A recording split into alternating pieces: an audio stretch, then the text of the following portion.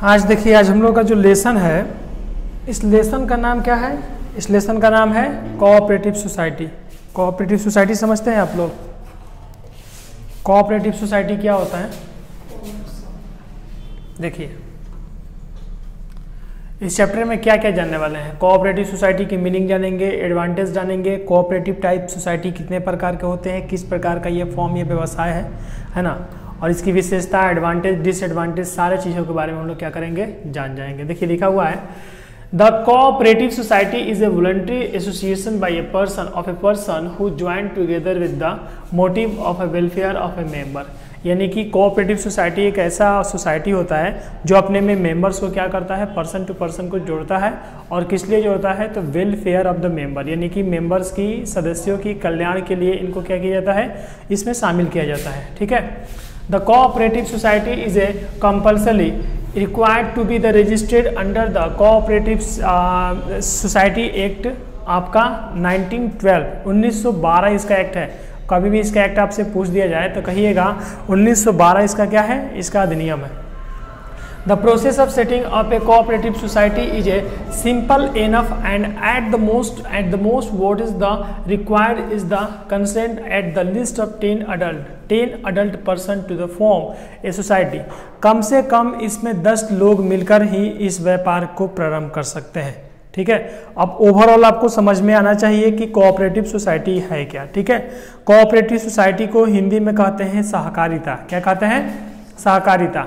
Cooperative society एक ऐसी society होती है जिससे मान लीजिए कि कोई इंसान है और उस इंसान को अपने ही समाज में लग रहा है कि हाँ ये व्यवसाय स्टार्ट होना चाहिए, इस प्रकार का बिजनेस खोलना चाहिए। उसमें पैसे कहाँ से आएंगे, तो सब मेंबर मिलकर उसमें पैसे भी इन्वेस्ट करेंगे और उससे बहुत सारा ज़्यादा प्रॉफिट भी कमाएंगे। ऐसी सोसाइटी को हम लोग कोऑपरेटिव सोसाइटी कहते हैं। एग्जाम्पल के लिए समझिए, एक आपको मैं कहानी सुना रहा हूँ, उस पर आपको कोऑपरेटिव सोसाइटी बहुत अच्छे से समझ में आ जाएगा। एक रामू नाम का ग्वाला था, दूध बेचने वाला था, है ना। अपने गांव में जिस टाइम पर वो दूध बेचता था, बहुत पहले की बात है, उस टाइम पर वो दूध केवल 20 रुपये लीटर ही उसके गांव में बिक पाता था। 20 रुपये लीटर में क्या गुजारा होगा? आज से यदि 5 साल पहले की भी बात किया जाए तो कुछ गुजारा नहीं हो पाएगा। ठीक है। मतलब बहुत साल पहले की बात है, आपको बस 20 रुपये हम एग्जाम्पल के लिए समझा रहे हैं। ठीक है। तो उस समय कोऑपरेटिव सोसाइटी नाम की कोई संस्थान नहीं थी, कोई चीज़ नहीं थी, या उसे थी भी तो उसे ये जानकारी नहीं था। गांव-गांव में दूध बेचता था, पर डे दूध बेचेगा, बट उसको उतना अधिक प्रॉफिट नहीं होता था। वो चाहता था कि मेरा दूध हो 25 रुपये लीटर बिक जाए, बट उसका बिकता नहीं था 25 रुपये लीटर, 20 रुपये लीटर ही उसका दूध बिक पाता था। उसने सोचा कि मैं क्या करूं, मैं शहर में जाकर दूध बेचूं। शहर में सुने हैं कि लोग 30 रुपये लीटर दूध कीन लेते हैं, क्या कर लेते हैं, खरीद लेते हैं।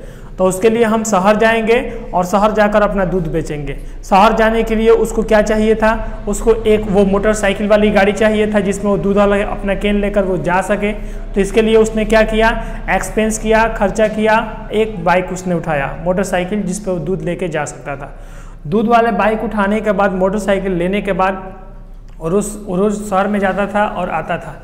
शुरुआती दौर में तो महीना 2 महीना तक ये कार्यक्रम, मतलब कि ये प्रोसेस चलते रहा, लेकिन फिर उसको रियलाइज हुआ कि इसमें शहर आने में और जाने में उसका काफ़ी समय जो होता है वो वेस्ट हो जाता है। ठीक है ना।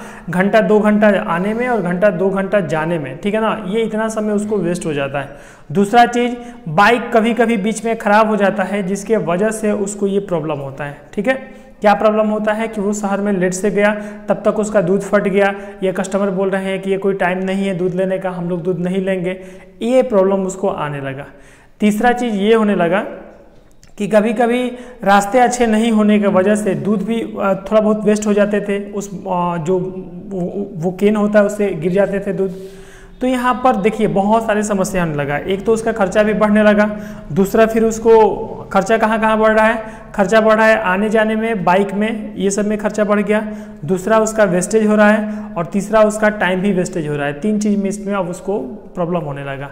तो उसने क्या किया, उसने सोचा कि क्यों ना हम पूरे लोगों को एक साथ मिलाएं और मिलाकर हम लोगों को दूध मतलब बेच दें, क्योंकि सब लोगों को सेम प्रॉब्लम है। मेरे जैसे और भी कम से कम 50 ग्वाले मेरे गाँव में हैं और उन सबको यही सेम समस्या है। तो 50 लोगों ने क्या किया, मिलकर एक सोसाइटी का निर्माण किया, है ना, और उन्होंने दूध का बिजनेस स्टार्ट किया। सब लोगों ने दूध इन्वेस्ट किया, पैसा भी इन्वेस्ट किया और एक बिजनेस का नाम और ब्रांड दे दिया। और वो बिजनेस आराम से गांव में गांव जाकर गाड़ी से अपने वैन से वो दूध को मिल्क को कलेक्ट कर लेती थी और कलेक्ट करने के बाद शहरों में ले जाकर उसको पहुंचा देती थी। आ रहा है समझ में?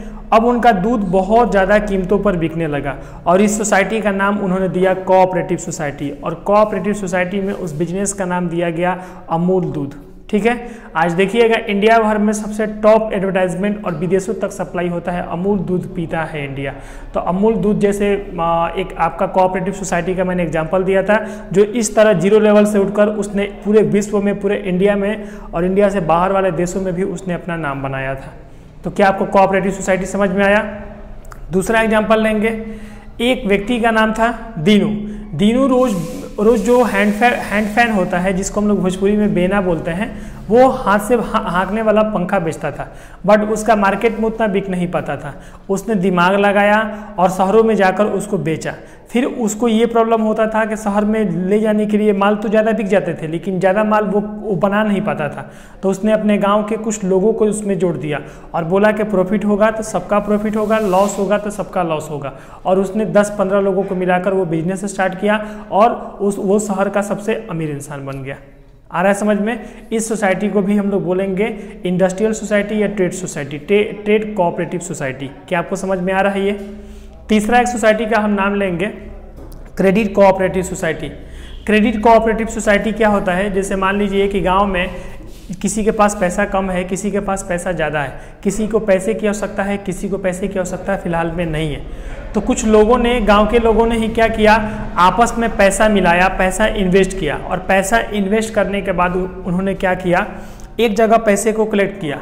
पैसे को कलेक्ट करने के बाद जैसे पैसा ओवरऑल पूरा कलेक्ट हो गया, और जैसे मान लो किसी की लड़की की शादी है तो वो पैसा मांग रहा है उसको दे दो, वो पैसा मांग रहा है जिसको बिजनेस खोलना है उसको पैसा दे दो, है ना, एकदम कम ब्याज पर, कम इंटरेस्ट पर। फिर उनका पैसा उसी व्यापार में डालो, जिसके पास पैसा है वो सारा पैसा किसी व्यापार में लगा दो और उस व्यापार से बहुत सारे ज़्यादा पैसा कमाओ और उस पैसे को क्या करो, अपने बैंक के थ्रू उनको भी डिस्ट्रीब्यूट भी कर दो, उनको कुछ शेयर भी दे दो प्रॉफिट का।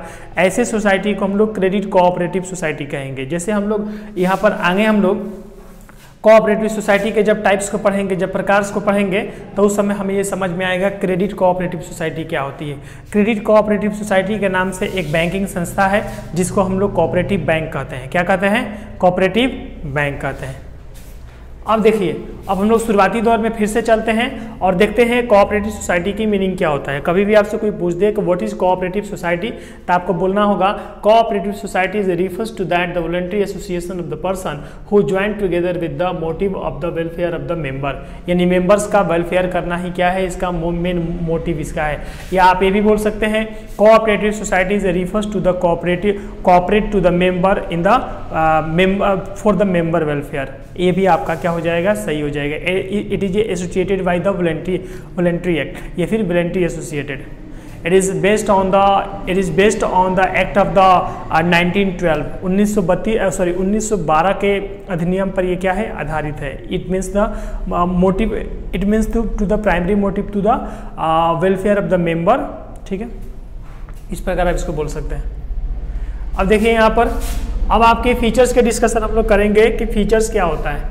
Features of cooperative society, voluntary organization होता है। देखिए ना, पूरा यहाँ पर आपके पास लिस्ट ही है, इस लिस्ट को देख लीजिए एक बार। Main feature of cooperative society, सबसे पहला इसमें आएगा वॉलंटरी ऑर्गेनाइजेशन। वॉलंटरी ऑर्गेनाइजेशन का मतलब होता है बिल्कुल ही फ्लैक्सिबल, बिल्कुल ही अनिवार्य, बिल्कुल ही एक ऐसा जिसमें सोसाइटी को डेवलप किया जा सके। दूसरा आता है इसमें सर्विस मोटिव। पहला इसका मोटिव होना चाहिए सर्विस मोटिव। देखिए इसमें क्या होता है ना, लोगों को जो जोड़ा जाता है तो उनको सर्विस भी करना पड़ता है, केवल पैसे इन्वेस्ट करने से नहीं होगा, आपको सर्विस भी करना होगा। एज पर मेंबर के रूप में इसमें क्या करना होगा, काम भी करना होगा। इसके बाद म्यूचुअल हेल्प करना है। म्यूचुअल यानी किसी भी डिसीजन में या किसी भी वर्क में आपको म्यूचुअल ट्रस्ट भी रखना है और म्यूचुअल हेल्प भी आपको करना पड़ेगा। इसके बाद इक्वलिटी ऑफ वोट। अब उसमें होता क्या है समझिए पहले। कोऑपरेटिव सोसाइटी में मिनिमम मेंबर होते हैं 10 कम से कम 10 लोग मिलेंगे तभी सोसाइटी का निर्माण किया जा सकता है। और मैक्सिमम जो नंबर होते हैं इसमें अनलिमिटेड होते हैं, यानी कम से कम 10 लोग और अधिक से अधिक जितने भी लोग जुड़ते जाएं इसमें वो सारे इसके क्या हो जाएंगे, मेंबर ही होते जाएंगे। ठीक है, उन मेंबर में क्या होता है, जैसे मान लीजिए कि 30 लोग हैं उस ग्रुप में, कोऑपरेटिव सोसाइटी में 30 लोग हैं और 30 लोग में योग्यतापूर्ण 2 से 3 व्यक्ति है। जैसे मान के चलते हैं A, B और C, ये तीनों योग्यता रखते हैं अपने अंदर कि हम इस सोसाइटी के हेड बनेंगे। क्योंकि 30 लोग बात करेंगे, 30 लोग डिसीजन लेंगे तो सही नहीं लगेगा, किसी एक को हेड इसमें बनाना पड़ेगा क्योंकि उसके अनुसार ही काम होगा। एक को जैसे सचिव बना दिया जाएगा और एक को इसमें उप सचिव बना दिया जाएगा। तो इसमें जैसे मान लीजिए कि 30 लोगों में 3 लोग ही केवल खड़े हुए हैं और 3 लोगों में इन लोगों में 30 लोगों में जो जिसको ज़्यादा सपोर्ट कर देगा, जिसको ज़्यादा वो वोट दे देगा, वो क्या हो जाएगा, उसका सचिव हो जाएगा। दूसरे स्थान पे जिसका वोट आएगा वो उप सचिव होगा। समझ में आ रहा है कि नहीं आ रहा है? मान के चलिए कि इसी मेंबर में यदि 100 लोगों का मेंबरशिप हो और 100 लोगों में कम से कम मान के चलिए कि 10 लोग खड़ा हो रहे हैं, तो जो जिसको वोट दे दे, अधिक जिसमें वोट आ जाए तो वो जीत जाएगा, नहीं जीत जाएगा। तो ये समझ में आ गया इक्वलिटी टू वोट का मतलब क्या होता है। इसके बाद देखिए लीगल स्टेटस, बिजनेस का मोटिव लीगल होना चाहिए। ये नहीं कि मछली वाला फार्मिंग बिजनेस स्टार्ट कर दिया है कोऑपरेटिव सोसाइटी में, जैसे साउथ में स्टार्ट किया करता है लोग, मछली वाले बिजनेस में मछली को फाड़ के उसी में ड्रग्स घुसा के बेच रहा है ना, समझ में ना। तो बिजनेस लीगल होना चाहिए। बिजनेस स्टडी के हर टॉपिक में ये समझाया जरूर जाता है कि लीगल बिजनेस होना चाहिए। उसके बाद देखिए डेमोक्रेटिक मैनेजमेंट। डेमोक्रेटिक मैनेजमेंट का मतलब होता है घरेलू प्रबंध, एक तरह का घरेलू प्रबंध, एक तरह का घर जैसा व्यवहार बनाकर रखना है मेंबर के साथ। इसके बाद disposal of profit, main motive इसका पहले तो वेलफेयर ऑफ मेंबर होता है और दूसरा इसका होता है डिस्पोजल ऑफ प्रॉफिट, यानी कि प्रॉफिट का डिस्पोजल जरूर होना चाहिए उसके पास। इसके बाद फिक्स रिटर्न ऑन कैपिटल, जैसे मान लीजिए कि किसी ने पैसा लगाया है, बहुत लोगों ने पैसा लगाया है, किसी ने 20,000, किसी ने 30,000, किसी ने 5,000, किसी ने 1 लाख रुपया, तो उसको एक fix rate capital return amount में मिल जाना चाहिए। यानी कि जितना हम पैसा लगाए हैं वो पैसा डूबे ना मेरा, उससे अधिक पैसा हमें क्या हो जाए, मिल जाए। इसको बोलते हैं fix return on capital. Cash trading, इसमें हम कैश ट्रेडिंग कर सकते हैं, कैश में लेन देन को हम लोग कर सकते हैं। इसके बाद no religious and the political ठीक ना डिस्क्रिमिनेशन, इसमें किसी भी पॉलिटिकल डिस्क्रिमिनेशन का कोई इसमें मतलब नहीं निकलता है। क्यों सर? इसलिए कि देखिए सरकार का प्राइमरी मोटिव क्या है, लोगों का वेलफेयर करना, सोसाइटी को आगे बढ़ाना, और कोऑपरेटिव सोसाइटी का भी मेन मोटिव क्या है, लोगों को बढ़ाना, सोसाइटी का विकास करना। तो दोनों का तो मोटिव यही हो गया, तो गवर्नमेंट इसको सपोर्ट ही करेगा, अनसपोर्ट तो करेगा नहीं इसको। अब देखिए regulation and control, regulation and control के लिए किसी एक हेड मेंबर को रखा जाएगा जो कंट्रोल करेगा, और हल्का फुल्का गवर्नमेंट की पॉलिसी को भी इसको मानना पड़ेगा। इसके बाद लायबिलिटी होगा, तो लायबिलिटी जितने भी मेंबर होते हैं इसमें, तो सबकी लायबिलिटी लिमिटेड होती है। जितना पैसा लगाए हैं वही डूब सकता है, उससे ज़्यादा घर से पैसा नहीं लगाना होता है। ट्रांसफर ऑफ शेयर, अपना शेयर यदि किसी और को ट्रांसफर करना चाहे तो वो लोग क्या कर सकते हैं, ट्रांसफर कर सकते हैं। जैसे 200 मेंबर है और किसी ने 20,000 रुपया का कोई शेयर ले लिया है इसमें, यानी कि 20,000 रुपया का हिस्सा अपना मतलब पैसा इन्वेस्ट किया है, तो वो चाहे तो अपना शेयर किसी और को ट्रांसफर क्या कर सकता है, ठीक है। इसके बाद स्टेट्स हेल्प, यानी कि अलग अलग राज्यों को भी हेल्प करेगा, अलग अलग समाज सोसाइटी को भी क्या करेगा, ये हेल्प करेगा। तो ये टोटल 15 टॉपिक है और 15 में से कम आपको 5 से 6 फीचर एनी टाइम याद रहना चाहिए। सबसे पहले बोलिएगा welfare of member, voting right, minimum 10 and maximum unlimited, ये आप बोल दीजिएगा। उसके बाद बोलिएगा लीगल स्टेटस बोल दीजिएगा, फिर बोल दीजिएगा same effect to the government policy बोल दीजिएगा, कैश ट्रेडिंग बोल सकते हैं, इसमें से कोई भी आप आराम से म्यूचुअल ट्रस्ट बोल सकते हैं, म्यूचुअल हेल्प बोल सकते हैं, कोई भी सर्विस मोटिव बोल सकते हैं। आपके पास 10-15 को इसी तरह निकल जाएगा। म्यूचुअल हेल्प का मतलब क्या होता है? म्यूचुअल हेल्प का मतलब होता है कि हम तुम्हारे बातों को समझ रहे हैं और समझने के अनुसार यदि तुम्हारा हम हेल्प कर रहे हैं तो इसको बोलते हैं म्यूचुअल हेल्प, ठीक है।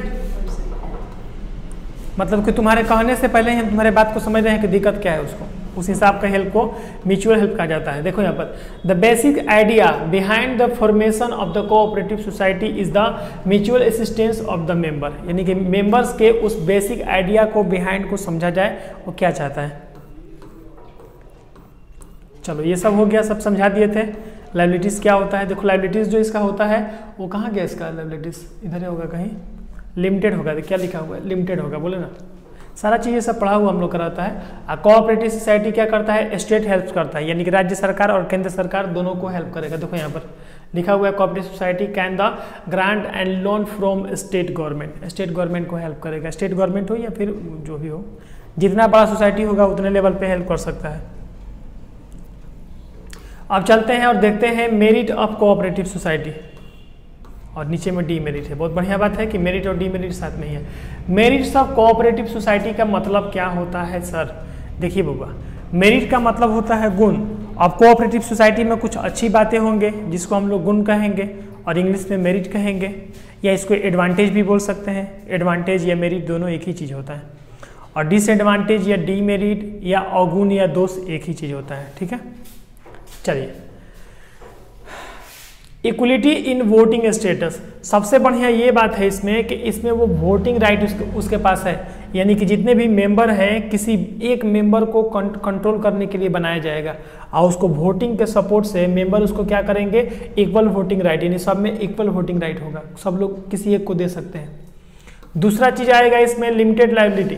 लिमिटेड लायबिलिटी ये होता है फायदा इसमें कि limited liability is a determine to the no dues of loan या एक्स्ट्रा फी या extra money from the home, या फ्रॉम द मतलब कि योर क्या बोल देंगे हाउस पेमेंट, मतलब तुम घर से पेमेंट नहीं कर सकते। फ्रॉम हाउस मतलब अपने घर से पेमेंट नहीं कर सकते हो, तुम उसी बिजनेस में ही जितना पैसा लगाए हो उसके अनुसार ही तुम उसमें इन्वेस्टमेंट कर सकते हो, या उतना पैसा ही तुम्हारा लॉस या उतना पैसा में ही प्रॉफिट तुम्हारा जाएगा। इसको बोलते हैं लिमिटेड लायबिलिटी। इसके बाद हमारा है स्टेबल असिस्टेंस। स्टेबल असिस्टेंस का मतलब क्या होता है कि यदि डेथ हो जाए या कोई बैंकरप्ट हो जाए इसमें, तो और insanity of the member do not effect the continue of a cooperative society. कोई भी सदस्य इसमें यदि टपक जाता है, मर जाता है, या कोई बैंकरप्ट हो जाता है, कोई दिवालिया हो जाता है, फिर भी ये संस्थान, ये कोऑपरेटिव सोसाइटी बंद नहीं होगा। जब तक इसमें 10 से अधिक मेंबर रहेंगे तब तक इसको क्या करेंगे, चलाते ही रहेंगे। कम से कम 10 होने चाहिए इसमें। Social utility. सोशल यूटिलिटी क्या होता है हमारा, तो the cooperative organization promote social justice and the mutual cooperation. They promote self help moral value among the members. ठीक है ना, सबसे ज़्यादा जरूरी है कि लोगों को एक दूसरे से इकोनॉमिकल पावर से हेल्प करना, तो इसका सबसे पहला ये काम है सोशल यूटिलिटी, यानी इकोनॉमिकल पावर से हेल्प करना। Easy affirmation. इजी अफॉर्मेशन ये है हमारा कि इस बिजनेस को बहुत ही आसानी से, बहुत ही सरलता के साथ इस व्यवसाय को क्या कर सकते हैं हम लोग, प्रारंभ कर सकते हैं, बिल्कुल आसानी से इसको स्टार्ट कर सकते हैं। फिर हमारा आएगा सपोर्ट फ्रॉम गवर्नमेंट। ये गवर्नमेंट से सपोर्ट लेता भी है और गवर्नमेंट को सपोर्ट देता भी है। Voluntary membership. वॉलंटरी मेंबरशिप ये होता है कि जैसे कोई भी मान लीजिए कि इसमें मेंबर है, वो कुछ इंटरेस्ट कमीशन या किसी भी चीज़ के लिए इसमें जुड़ सकता है, या परमानेंट भी इसमें जुड़ सकता है। Democratic management. डेमोक्रेटिक मैनेजमेंट का मतलब होता है कि जो लोग भी इसके मैनेजमेंट को या ऑनरशिप को निभाएंगे वो लोग इनके ही लोग होंगे, बाहरी लोग इसमें मेंबरशिप नहीं ले सकते हैं या मैनेजमेंट नहीं कर सकते हैं।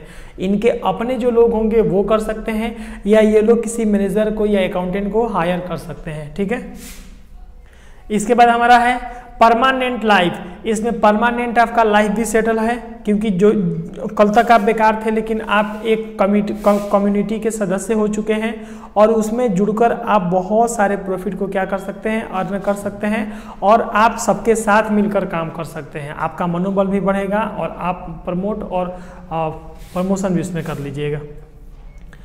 इसी प्रकार अब डीमेरिट के बारे में बात करेंगे। डीमेरिट का मतलब होता है अवगुण, दोष, डिसएडवांटेज, लिमिटेशंस, जो भी बोलना है इसका मतलब ही होता है ये। देखिए लिखा भी है डीमेरिट और लिमिटेशन, दोनों का मतलब एक ही होता है। लिमिटेड कैपिटल, सबसे इसमें एक डीमेरिट ये चीज़ है कि इसमें लिमिटेड कैपिटल है। कैपिटल का एक सीमा है कि आप इससे ज़्यादा कैपिटल नहीं लगा सकते हैं। जैसे किसी इंसान को 1 करोड़ रुपया लगाना हो तो नहीं लगा सकता है, बाकी लोग 20, 30 हज़ार, 50 हज़ार, लाख रुपये तक लगाए हैं तो आपको भी उसी दायरे में कम बेसी करके लगाना होगा पैसे को। इसके बाद हमारा इनफिशियंसी इन ए मैनेजमेंट, इसमें सबसे ज़्यादा ये है कि इसमें इफिशियंसी ऑफ मैनेजमेंट जो है, तो इसमें कोई बंदा जो है, कोई पर्सन जो है, तो वही इसमें मैनेजमेंट करेगा। अब मान लीजिए कि एक गांव में यदि सोसाइटी का निर्माण होता है और उसमें कोई पढ़ा लिखा पर्सन नहीं है तो मैनेजमेंट भी कुछ अच्छा से नहीं कर पाएगा। उसमें क्या होगा, उन लोगों को प्रॉब्लम हो सकता है प्रॉब्लम, क्योंकि बंदा यदि पढ़ा लिखा नहीं है तो मैनेजमेंट कैसे कर सकता है, ये 200-500 लोगों को चला कैसे सकता है, बिजनेस को हैंडल कैसे कर सकता है। या एक बार वोटिंग करने के बाद वो जीत गया, उसको बिजनेस चलाने भी नहीं आ रहा है, फिर भी वो क्या करेगा, बिजनेस को चलाएगा और बिजनेस को प्रॉब्लम हो सकता है। ठीक उसी प्रकार जैसे मान लीजिए कोई नेता है, मुखिया या विधायक का चुनाव जीत जाता है, भले उसको हुनर हो चाहे ना हो, लेकिन या तो चौपटे कर देगा पूरे अपने गांव समाज को, ना तो उसको ताड़िए देगा। ठीक उसी प्रकार आपके कोऑपरेटिव सोसाइटी के जो हेड मेंबर होते हैं, यदि उनका एजुकेशन, उनके सोचने समझने की एबिलिटी अच्छी है तो उस कोऑपरेटिव सोसाइटी को बहुत ऊपर तक ले जाएंगे, और उनकी एबिलिटी अच्छा नहीं है तो बिजनेस को बिल्कुल ही डाउन पर भी लेके जा सकते हैं। इसलिए इसको कहा जाता है inefficiency in the management. Lake of secrecy, देखिए इसमें सीक्रेसी जो है वो बिल्कुल ही इसमें नहीं है, क्योंकि सीक्रेट बात केवल सोल ट्रेड में होता है। इसमें आप कोई भी मेंबर में बात कीजिएगा तो तुरंत ही वो क्या हो जाएगा, फॉरवर्ड हो जाएगा मेंबर, समझ में आ रहा है ना, मतलब मैसेज फॉरवर्ड हो जाएगा। एक्सेसिव गवर्नमेंट कंट्रोल, इसमें गवर्नमेंट कंट्रोल की यदि बात किया जाए तो ये भी एक गलत चीज़ है कि इसमें गवर्नमेंट कंट्रोल नहीं कर सकती है, गवर्नमेंट ना के बराबर इसमें कंट्रोल करती है, जिसका मतलब एक डीमेरिट की ओर नहीं जाता है। फिर इसमें आ जाएगा डिफिशिएंसी ऑफ द ओपिनियन, मतलब कि अलग अलग लोगों का अलग अलग डिफरेंट ओपिनियन हो सकता है। कोई बोलेगा इस काम को करना चाहिए, कोई इंसान बोलेगा इस काम को नहीं करना चाहिए, कोई कुछ बोलेगा, कोई कुछ बोलेगा, तो इसमें थोड़ा डिफरेंस क्या उसको बोलते हैं, डिफरेंस क्वालिटी की ओपिनियन आ सकता है, ये इसका डीमेरिट है। इसके बाद हमारा mutual conflict and the classes. Mutual conflict का मतलब क्या होता है कि जैसे कोई मान के चलिए कोई सेल्स मोटिव पे इसमें काम कर रहा है, कोई सोसाइटी मोटिव पे काम कर रहा है, तो अलग अलग म्यूचुअल क्लेसेस ईच अदर हो सकता है, सबके बीच में अलग अलग ये चीज़ का अभाव हो सकता है। अब्सेंस ऑफ सिक्रेंसी का भी आपको हम बोल दिए अभाव हो सकता है, गोपनीयता का। अदर लिमिटेशन और ड्रॉबैक, अदर लिमिटेशंस भी हो सकते हैं, जैसे यहाँ पर ग्रुपसिम इन मैनेजमेंट हो सकता है, ठीक ना, कंजर्वेशन ऑफ द इलिटरेशन ऑफ मेंबर हो सकता है, ये चेकिंग अकाउंट वगैरह ये मेंटेन करने के लिए ये सब चीज़ों को इसमें डाला जा सकता है।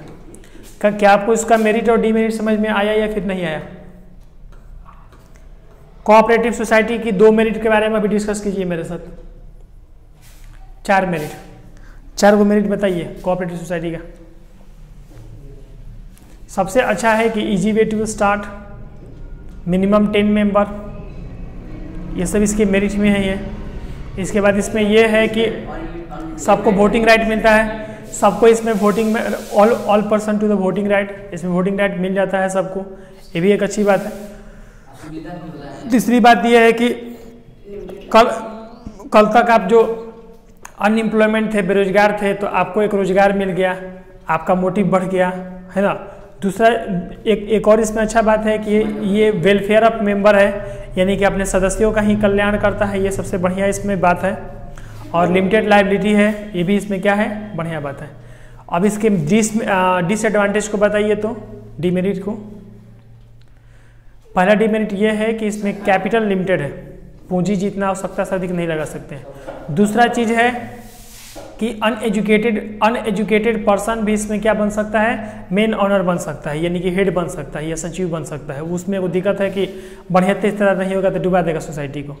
तीसरा ये चीज़ होता है कि लोगों का अलग अलग ओपिनियन हो सकता है, सेपरेट ओपिनियन हो सकता है, जिसके वजह से कभी मतभेद भी लोगों में हो सकता है। तीसरा चीज़ ये है कि इसमें बहुत सारे लोग प्राइमरी मोटिव के लिए, मतलब कि पर्सनल मोटिव के लिए आ रहे हैं, और बहुत सारे लोग इसमें सोशल मोटिव के लिए आ रहे हैं, तो ये भी एक खतरनाक चीज़ इसमें हो सकता है। तीसरा नंबर कि नो सीक्रेंसी मेंटेन, इसमें सीक्रेंसी को मेंटेन नहीं किया जा सकता है, गोपनीयता जैसे कोई बात को लेकर होता है, बिजनेस में रहस्य होता है कुछ, तो इसमें रहस्य नहीं रह सकता है, ये रहस्य प्रकट ये लोग कर देगा। ठीक है, गवर्नमेंट सपोर्ट वो तो इसका मेरिट में चला जाएगा। गवर्नमेंट सपोर्ट कर रहा है या ये गवर्नमेंट को सपोर्ट कर रहा है, वो उसका अच्छा बात है। Types of cooperative society. Cooperative society कितने प्रकार के होते हैं सर? अभी हम आपको बात कर रहे थे, बहुत सारे कोऑपरेटिव सोसाइटी होते हैं। जैसे सबसे पहले आपका कोऑपरेटिव मार्केटिंग सोसाइटी, ये ठीक वो वाला एग्जाम्पल है जो दीनू नाम का कोई एक बंदा था और वो हैंड फैन यानी कि बेना बेचता था। वो एग्जाम्पल आपके लिए किसका था? मार्केटिंग सोसाइटी का था। मार्केटिंग सोसाइटी वही होता है। इसके बाद आएगा आपका 2 नंबर में cooperative credit society. Cooperative credit society जो लोन दे रहा था, पैसा इन्वेस्ट कर रहा था, वो कहानी नहीं था, वो इसी पर आधारित था। समझ में आ रहा है ना? तो यदि कोई बंदा क्रेडिट सोसाइटी में इन्वॉल्व होना चाहता है तो वो क्या करेगा? सब लोग पैसा डिस्ट्रीब्यूट करेगा, उस पैसे का बिजनेस किया जाएगा और जिसको जब लोन का काम है, पैसे का काम है, तब उसको दिया जा सकता है। इसके लिए एक संस्थान भी बना था जिसका नाम था सहारा इंडिया, जो बेसहारा कर दिया लोगों को, जिसको इंग्लिश में cooperative society bank, cooperative bank के नाम से जाना जाता है। किस नाम से जाना जाता है? Cooperative bank. कितना लोगों का पैसा उसमें डुबा दिया आ रहा है समझ में ना? क्योंकि इसमें स्कीम था कि आप 10 साल तक पैसा जमा कर दीजिएगा ना, तो आपका पैसा सीधे डबल। समझ में आ रहा है ना? सीधे डबल। या आपका 2 लाख रुपया आपका 3 लाख रुपया हो जाएगा, या आपका 4 लाख रुपया हो जाएगा। तो लोगों ने ये सोचा है कि इसमें प्रॉफिट बहुत बढ़िया मिल रहा है, यदि हम 10 लाख रुपया जमा कर देंगे तो 10 साल में ये चाहे 5 साल में मेरा पैसा कितना हो जाएगा? 20 लाख हो जाएगा। अब 15 लाख जमा करेंगे तो 30 लाख हो जाएगा, यानी कि 5 साल में 15 लाख रुपए कमा लेंगे। तो लोगों ने क्या किया? खुल के इसमें पैसा जमा किया, जिसके बाद में आगे चलकर बैंक क्या हो गया? बैंकक्रप्ट हो गया, यानी कि बैंक डूब गया और बैंक समझ लीजिए एक तरीके से भाग ही गया है। आप किसी भी कोऑपरेटिव बैंक में जाइए जिसका पैसा अभी ड्यूज है, या अपने घर में भी पूछिए, तो लमसम हर मोहल्ले में आपको मिल जाएंगे ऐसे दुखिया लोग, मतलब दुखिया लोग कि कहेंगे कि कोऑपरेटिव सोसाइटी में हमारो पैसा जमा था, सहारा इंडिया में हमारो पैसा जमा रहे, सहारा इंडिया हमारा के बेसहारा कर दरस। होता है नहीं होता? हालांकि सब ऐसा नहीं होता है। एक एग्जांपल था, देखिए यहाँ पर नीचे 3 नंबर में consumer cooperative society. Consumer cooperative society का मतलब क्या होता है? जो कंज्यूमर्स लोग होते हैं यानी उपभोक्ता लोग होते हैं, तो उपभोक्ता लोग ही क्या करेंगे? इस सोसाइटी का निर्माण करेंगे। जैसे मान लो कि किसी को रोज साबुन का काम है, सरफ का काम है, कपड़ा का काम है, किताब का काम है, डेली वाला वर्क जो डेली यूज में आता है, तो उसमें क्या होगा ना कि मान लीजिए कि लोग खरीदने के लिए जाएंगे, दुकानदार उससे अधिक पैसा ले लेगा। मॉल में जाएंगे कपड़ा खरीदने के लिए, मॉल वाला अधिक पैसा ले लेगा। तो ये लोग क्या करेगा? ये लोग पैसा तहसील कर अपने ही गांव में एक मंडी जैसा ये लोग बना देगा। सैटरडे या मंगलवार को खोल देगा और वहीं से लोग क्या करेंगे? कम दाम में वहाँ से लोग अपना सामान खरीद लेंगे। समझ में आ रहा है नहीं आ रहा है? जैसे कि सोसाइटी में 50 लोगों ने मिलकर इस चीज़ का निर्माण कर दिया। किसका?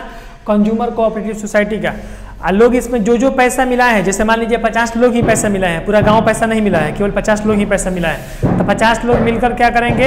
एक बिजनेस खोल देंगे। मतलब उसमें कपड़ा भी मिलेगा, हल्दी भी मिलेगा, कोलगेट भी मिलेगा, ब्रश भी मिलेगा। एक मार्केट जैसा, कैसे सब्जी उब्जी मंडी होता है, उसी प्रकार का एक मार्केट जैसा वो लोग बना देंगे। और मार्केट जैसा बनाने के बाद उसमें क्या करेंगे? लोग अपना काम इसमें करेंगे। जो 50 लोग पैसा इन्वेस्ट किए हैं वो अपना प्रॉफिट इसमें अर्न करेंगे। उनको कुछ कमीशन वमीशन मिलेगा, या फिर प्रॉफिट बढ़ेगा तो लोगों को बढ़ के मिलेगा प्रॉफिट। और बाकी लोगों को गाँव के लोगों के लिए क्या होगा? तो वे लोग कम दाम में, सस्ता दाम में वहाँ से चीज़ अपना क्या कर लेंगे? खरीद लेंगे। तो दोनों को फायदा है। अब देखिए यहाँ पर 4 नंबर में है producers cooperative society. Producer cooperative society वही कोऑपरेटिव सोसाइटी थी जो दूध वाला का एग्जाम्पल था, अभी चल रहा था। ठीक है। इसके बाद cooperative society, farming society. Farming society क्या होता है? फार्मिंग में 2-3 प्रकार का बिजनेस होता है। जैसे मान लीजिए आप गाय पाल रहे हैं, मुर्गी पाल रहे हैं, मछली पाल रहे हैं, या फिर आप खेती बाड़ी वाला काम कर रहे हैं, ये सब फार्मिंग वाले में ही आ जाता है। ठीक है ना? तो एग्जाम्पल हम कोई भी उठा सकते हैं। जैसे मान लीजिए कि चावल आप उपजाते हैं और अपने ही गांव में या फिर शहरों में बेचिएगा तो क्या करेंगे? जैसे कि मान लीजिए कि बढ़िया नस्ल का चावल लेकर बढ़िया पॉकेट में पैक कर देगा, उस पर लिख देगा इंडिया गेट लाल किला चावल, 100 रुपये पैकेट, 150 रुपये पैकेट लिख देगा उस पर। आपका चावल खरीदा 20-30 रुपये का और आपको दे रहा है कितना का? 120 रुपये का, 150 रुपये का। तो इससे बढ़िया है कि उस चीज़ का उस व्यापार को आप ही क्रिएट कीजिए और उसी को बोलेंगे फार्मिंग कोऑपरेटिव सोसाइटी। दूसरा एग्जाम्पल है, जैसे मान लीजिए कि होता क्या है, हम लोग अंडा या मुर्गी खाते हैं तो बाहर से कहीं से अंडा आता है, फार्म वाला अंडा आता है कि नहीं आता है? तो आप लोग उस अंडे को मार्केट से खरीदते हैं, फिर अपने घर पे लेके जाते हैं। देखिए प्रोसेस चल रहा है कैसे। अब मान लीजिए कि जैसे आपका दिल्ली में या पटना में आपका मुर्गी फॉर्म है, वहाँ पर अंडा जैसे कि फार्मिंग सिस्टम में अंडा निकाला जाता है, अंडा ईग। तो ईग निकालने वाली जो भी वहाँ पर कंपनियां हैं, जो भी फैक्ट्रियां हैं, वहाँ से मान के चलिए कि आपके आरा जिला में या फिर दानापुर में या फिर आरा में आ जाता है। तो आरा में आएगा तो ट्रेवलिंग एक्सपेंस वाला खर्चा जुड़ जाएगा, मजदूरा जो पहुँचाया निकाला वो सब खर्चा जुड़ जाएगा, मेंटेनेंस चार्ज है वो सब मिलाकर सब जुड़ जाएगा। फिर आरा से यदि शाहपुर में आया तो ये अपना कुछ कमीशन ले लेगा, प्लस में पिकअप से ये जिस चीज़ से माल आया तो उसका खर्चा जोड़ लेगा। रूम रखा है तो रूम का रेंट भी उसमें जोड़ लेगा, तब उसमें जोड़ के 2 रुपये 4 रुपये बढ़ा कर देगा। और उसके बाद वो दुकानदार उससे दूसरा कोई दुकानदार खरीद के लाता है जो आपको बेचता है तो आपको महंगा बेचता है। जो आप लोग बॉयल अंडा खाते हैं, जो अभी मार्केट में कितना का शायद 8 रुपये का बिकता है, वो बॉयल अंडा मतलब कच्चा अंडा जो है मार्केट में अभी जाइएगा तो कम से कम 6 रुपये का आपको कच्चा अंडा मिलेगा। लेकिन जहाँ ये अंडा तैयार होता है तो मात्र वो अंडा 3 रुपये का एक तैयार होता है। वो आते आते यहाँ पर 6 रुपये में कन्वर्ट हो जाता है। यही होटल में आपको सब्जी बनाकर खिला दिया तो 20 रुपये ले लेगा। आ रहा है समझ में कि नहीं आ रहा है? तो आप उसी चीज़ को पैसा तहसील कर और पूरा ऐसा ही सिस्टम लगा दें, पूरा दूर में मुर्गी फार्म लगा दें, अंडा वाला सिस्टम लगा दें, तो आप सोचिए आप कितना बढ़िया पैसा कमा लीजिएगा। और सोसाइटी के लोगों को बहुत कम दामों में आप दे दीजिएगा। मालूम चलेगा कि बगल वाला गांव में 8 रुपये का बॉयल अंडा मिल रहा है, इस गांव में 4 रुपये का बॉयल अंडा मिल रहा है। आ रहा है समझ में नहीं आ रहा है? ये फायदा होता है कोऑपरेटिव सोसाइटी की। अब देखिए यहाँ पर cooperative housing society. Cooperative housing society क्या होता है? जैसे मान लीजिए फॉर एग्जांपल आपको बैंक में अच्छा जॉब लग गया, ठीक है, और आप बैंक में क्या करने लगे? जॉब करने लगे। बैंक में जॉब करने के लिए मान लीजिए आपका ट्रांसफर पटना हो गया, तो पटना में आप जॉब कर रहे हैं। पटना में यदि आप जॉब कर रहे हैं तो आपके पास क्या होगा? यहाँ पर जॉब के लिए आप पहले रूम रेंट लीजिएगा, कहीं किराए पर अपना रहिएगा। 5 साल 10 साल नौकरी करते करते आप अच्छे खासे पैसे भी कमा लीजिएगा। बोनस कमीशन लेते हुए आपके पास अच्छा लाखों रुपया कुछ आपके पास आ ही जाएगा। तो आप सोचिएगा क्यों ना हम पटना रेंट लेकर रहते हैं, कभी कभी बीच में गांव जाते हैं आते हैं, कितना सारा समस्या होता है। क्यों ना हम यहाँ पर एक घर ले लें, बच्चों को भी यहीं पर रखेंगे, बीवी को भी यहीं पर रखेंगे, और बच्चे भी अपने ही घर में रहेंगे, रेंट नहीं लगेगा, और परमानेंट हम लोग पटना में सेटल भी हो जाएंगे। तो आपने क्या सोचा कि हम एक घर लेंगे। घर लेने के लिए आप किसके पास जाते हैं? आप जो वो लोग होते हैं बिल्डर लोग होते हैं, तो आप बिल्डर लोगों के पास जाइएगा। बिल्डर लोग 2 तरह का काम करते हैं। एजेंट के थ्रू पहले उनसे मिलना पड़ेगा। एजेंट 2 काम करेगा, बोलेगा बनाया सर घर चाहिए कि ज़मीन लेकर बनवाना है, तो फ्लैट लीजिएगा तो आपको कोई फ्लैट बेच देगा। और दूसरा चीज़ ये होता है कि आपको बिल्डर लोगों के पास ले जाएगा और बोलेगा कि ये कंस्ट्रक्शन का काम चल रहा है, अब यहाँ पर प्लॉटिंग हो गया है, अब यहाँ पर घर बन रहा है। वो लोग घर बनवाएगा, अब बनवा कर क्या करेगा? बेच देगा। या प्लॉटिंग में बोल देगा कि ये प्लॉटिंग है, इस प्लॉट का इतना कीमत है, आप चाहें तो खुद से भी घर बनवा सकते हैं और चाहें तो हम बना देंगे या फिर आप ले लीजिएगा। तो उसमें आपसे कम से कम 2.5 से 3 गुना ज़्यादा लोग पैसा ले लेता है। और कभी कभी जो बिल्डर लोग होता है तो पैसा चीटिंग भी करके लेकर भाग जाता है पैसा।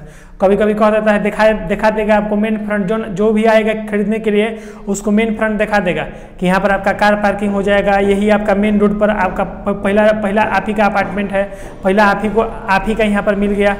और बाद में क्या करेगा? आपको सबसे पीछे डाल देगा उधर ले जाके। आ रहा है समझ में ना? दिखाएगा आपको रोड पे, आपको सेटल कर देगा उधर नाला के पास में। तो ये सब भी लोग करता है, धोखाधड़ी वाला काम सबसे ज़्यादा करता है। तो कोऑपरेटिव सोसाइटी के कुछ लोगों ने क्या किया? मिलकर एक साथ पैसा इन्वेस्ट किया और ज़मीन खरीद लिया, और ज़मीन खरीदने के बाद अपार्टमेंट बनाया और अपना अपार्टमेंट वो लोग खुद से ही क्या कर लिए? ले लिए। इसी को बोलते हैं कोऑपरेटिव हाउसिंग सोसाइटी। समझ में आया या नहीं आया? बिल्कुल समझ में आ गया। आज का क्लास हम लोग का यहीं तक रहेगा। आपको यदि जो भी हम समझाएं नहीं समझ में आया तो फिर से आप पूछ सकते हैं हमसे, कुछ भी आप पूछ लीजिए। जो आपको समझ में नहीं आया वो आप पूछ लीजिए हमसे। क्या आप इनमें से किसी बिजनेस के बारे में नहीं समझ में आया वो पूछ लीजिए। एडवांटेज डिसएडवांटेज नहीं समझ में आया, फिर फीचर या फिर कोऑपरेटिव सोसाइटी का मीनिंग नहीं समझ में आया, चलिए जल्दी कीजिए उसको। सर एग्जाम में क्या आएगा? एग्जाम में ये आएगा, बिल्कुल आएगा। इसमें से 2 को कौन दे देगा? पूछ देगा किसका मीनिंग बताइए, इसका अर्थ बताइए कि कोऑपरेटिव सोसाइटी का अर्थ क्या होता है, या इसका फीचर बोल देगा।